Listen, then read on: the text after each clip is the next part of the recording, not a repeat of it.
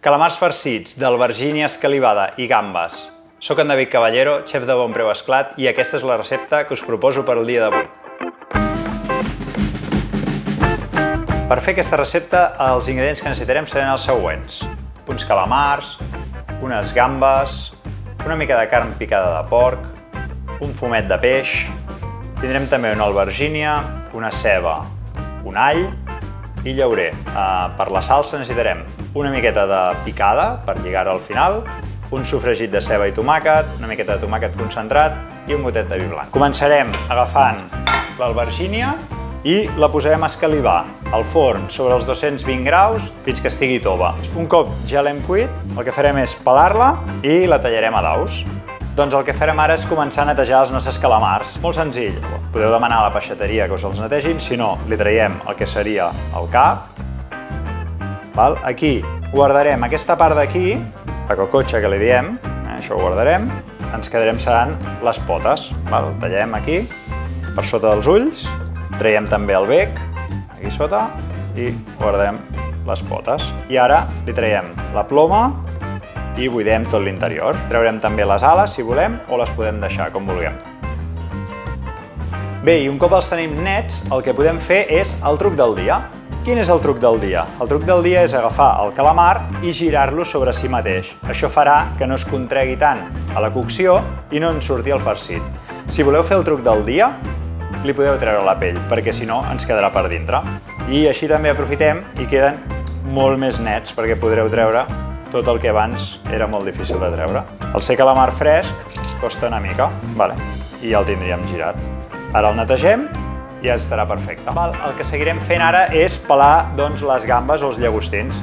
Tot el que són les pells i els caps els podem guardar i amb això fer el nostre fumet per fer els calamars farcits. Doncs comencem a pelar-les, li traiem el cap i la pell. Les deixarem ben netes.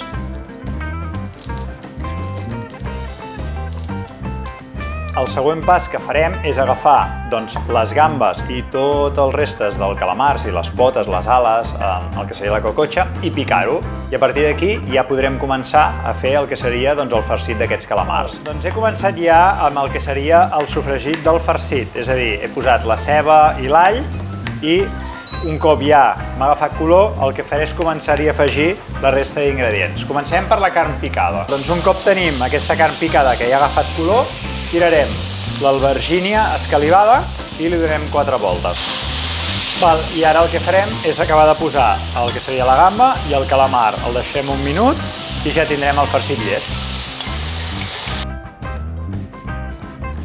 Doncs ara que ja tenim el nostre farcit fet, l'hem posat en una màniga perquè sigui més fàcil de farcir els calamars, també ho podem fer amb una cullera, doncs l'única cosa que ens falta és farcir-los.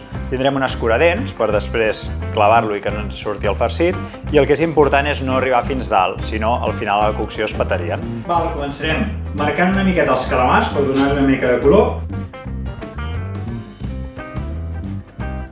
Doncs un cop els tenim marcats, els traiem i aquí començarem ja a fer el que seria el sofregit. Una miqueta de sofregit de ceba i tomàquet, que ja teníem fet, amb una mica d'all també, i una punteta de tomàquet concentrat. Afegim una fulleta de llaurer també i un gotet de vi blanc. Deixem que redueixi per treure tots els sucs que se'ns han enganxat del calamar. Tornem els calamars a la cassola i ara afegim aquest brou, aquest fumet que teníem fet amb peix i amb marisc i deixem que cobreixi el calamar. El que farem ara és posar-li una picada. Hem fet una picada tradicional catalana, amb alls, amb julivert, una mica d'ametlles, una mica d'avellanes, una miqueta de xocolata, i el que farem ara és afegir-ho al final de la cocció per fer que se'ns espessi la salsa. Sempre al final, i ara el que farem és arrencar el bull i que ens espessi. Doncs ara l'única cosa que ens falta és emplatar. Ficarem la ració, li hem tret l'escuradents, evidentment, els emplatem. És un plat molt tradicional, per tant, aquí tampoc no busquem un emplatat d'alta cuina, sinó un emplatat casolà.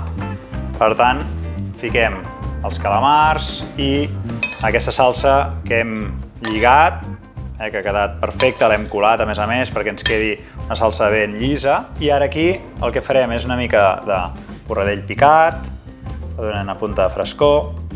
És una salsa bastant forta, hem fet reduir, a més té la xocolata, té la picada Li donem una mica de frescor amb el cibulet i li posem un parell de fulletes de julivert.